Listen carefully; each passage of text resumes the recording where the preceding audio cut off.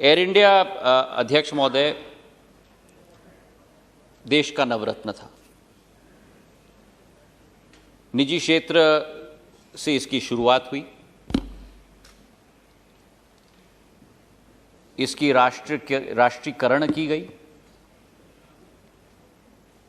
और राष्ट्रीयकरण करने के बाद कई साल इसे सफलतापूर्वक चलाया गया था। जो आज एयर इंडिया की स्थिति हुई है, जो सुदीप दा ने वर्णन किया और प्रेमचंद जी ने बड़े विस्तृत तरीके से अपने चर्चा में और कट मोशंस में चिंता भी जताई है। ये स्थिति उत्पन्न क्यों हुई है, ये हमें समझने की जरूरत है अध्यक्ष महोदय। अब मैं थोड़ा समय लूंगा अध्यक्ष महोदय। 2005-06 में जिस एयर इंडिया की कैपेबिलिटी केवल 14 करोड़ की मुनाफे की थी, उस एयर इंडिया के द्वारा 68 एयरक्राफ्ट बोइंग की खरीदवाने का मसौदा पे हस्ताक्षर किया गया और 43 एयरक्राफ्ट एयरबस से। जिस कंपनी की क्षमता 15 करोड़ रुपए मुनाफे की हो, उस कंपनी के द्वारा एयर इंडिया और एयर इंडिया एक्सप्रेस के द्वारा 111 एयरक्राफ्ट खरीदे जा रहे हैं। क्या कारण हो सकता है, इस पर मैं विश्लेषण नहीं करना चाहता। कारण ध्यान है लोगों को, लेकिन ये आप समझिए कि 2005 के पहले 2005 के पहले अब सुनने की क्षमता रखिए गौरव जी। मैं 8 घंटे कल सुन रहा था, कृपा करके सुनने की क्षमता रखिए। 2005 के पहले जो देखिए अध्यक्ष महोदय, जो एयर इंडिया 15 करोड़ की प्रॉफिट बनाती है और जो इंडियन एयरलाइंस 50 करोड़ की प्रॉफिट बनाती है, 55,000 करोड़ का डेट बर्डन लिया जाता है, 111 एयरक्राफ्ट खरीदी जाती हैं और भाग क कि उस 111 एयरक्राफ्ट में से 15-20 777-300 ER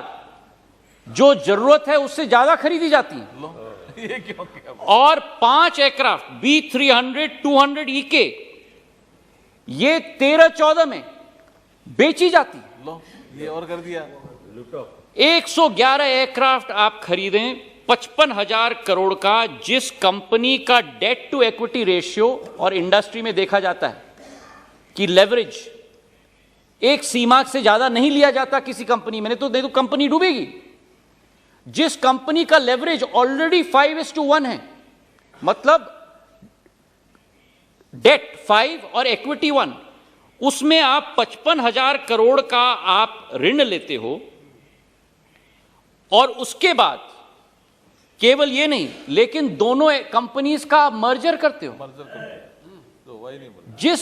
दोनों कंपनियों की कल्चर अलग, उनकी विचारधारा अलग, उनकी एम्प्लॉइज की रिटेंशन प्रोग्राम अलग,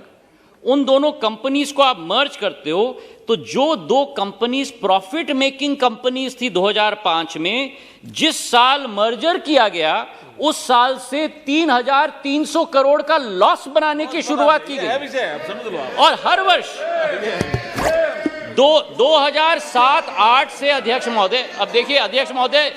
दाने मुझसे पूछा है तो मुझे जवाब देने का मौका दिया जाए, 2007-08 से 2020-21 तक हर साल 3,000 से 7,500 करोड़ का लॉस, 85,000 करोड़ रुपए का loss combined merger Air India का, एक्विजिशन ऑफ 111 एयरक्राफ्ट,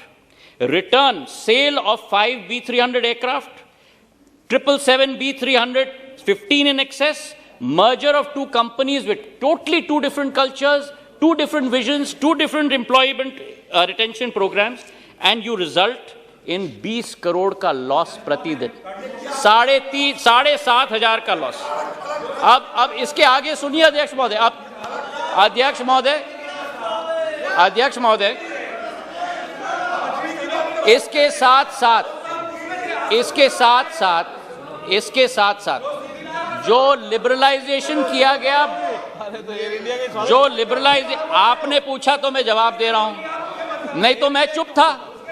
आपने पूछा, आपने मेरा मुंह खुलवाया, मैं तो कुछ नहीं कह रहा था, आपने मेरा मुंह खुलवाया, मैं तो बैठ गया था। इसके बाद अध्यक्ष महोदय, लिबरलाइजेशन ऑफ बायलैटरल्स, आप सुनिए, 2004-5 में जो लिबरलाइजेशन की गई बायलैटरल्स की, जो भारतीय कैरियर्स थे, जो बायलैटरल्स 51 मिलियन की बायलैटरल्स थी, उनको बढ़ाकर 51 मिलियन बायलैटरल्स, मतलब जितनी क्षमता सीट्स की दी जाती हैं विदेशी एयरलाइंस को यहां आने के लिए और हमारे एयरलाइंस को वहां जाने के लिए, उसको बढ़ाकर 180 मिलियन किया गया और खाड़ी देशों में 100 से 200% बढ़ाया गया, साउथ ईस्टर्न नेशंस को 200% बढ़ाया गया और यूरोपियन नेशंस को 400% बढ़ाया गया, जबकि भारतीय कैरियर्स के पास वो क्षमता नहीं थी। तो इसके आधार पर अध्यक्ष महोदय, क्या पोजीशन हुआ एयरलाइंस की जब ये स्थिति हुई जो दा पूछ रहे थे मुझसे? 14 साल के लॉसेस 85,000 करोड़, भारत सरकार की इक्विटी की infusion 54,000 crore, government grant 50,000 crore, 190,000 crore तो ये हो गया और वर्तमान का नेट डेट था 66,000 करोड़। तो 2,50,000 करोड़ की खाई एयर इंडिया में उत्पन्न हो गई थी और ये पैसा भारत सरकार का नहीं है,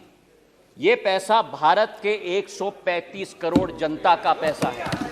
और हमारे प्रधानमंत्री ने निर्णय लिया कि हमारे प्रधानमंत्री ने संकल्प किया कि इस घाटे को बंद करना ही होगा और इसका विनिवेश करना ही होगा, ताकि भारत सरकार और भारत की जनता का पैसा का संरक्षण किया जाए और उसका सदुपयोग किया जाए, उज्ज्वला के लिए, राशन के लिए, सड़कों के लिए, जल जीवन के लिए, आम जन के लिए। और इसलिए अध्यक्ष महोदय, इस कंपनी का विनिवेश किया गया। जो प्रेमचंद्रन जी ने बहुत महत्वपूर्ण मुद्दा उठाया था और दास साहब ने उठाया था कि जो हमारे कर्मचारी हैं उनकी स्थिति क्या है, हमारे शेयर होल्डर्स एग्रीमेंट में विस्तृत रूप से लिखा गया है। पहला कंडीशन कि 1 साल के लिए कोई भी हमारे कर्मचारी को फायर नहीं किया जाएगा, उनको रिटेन किया जाएगा 1 साल के लिए। 1 साल के बाद अगर किसी को रिटेंशन से हमें हटाना है तो केवल वीआरएस स्कीम के आधार पर किया जाएगा, उसके अलावा नहीं। जहां तक मेडिकल की बात प्रेमचंद्रन जी ने कहा, मेडिकल फैसिलिटीज रिटायरिंग और रिटायर्ड एम्प्लॉयज की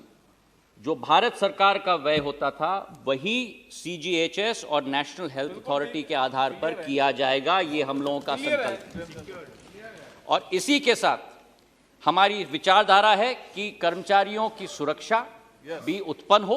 ताकि आने वाले समय में इस क्षेत्र को और इस एयरलाइन को भी दोबारा स्थापित किया जाए और भारत सरकार और भारत की जनता की पैसे और उनकी आमदनी की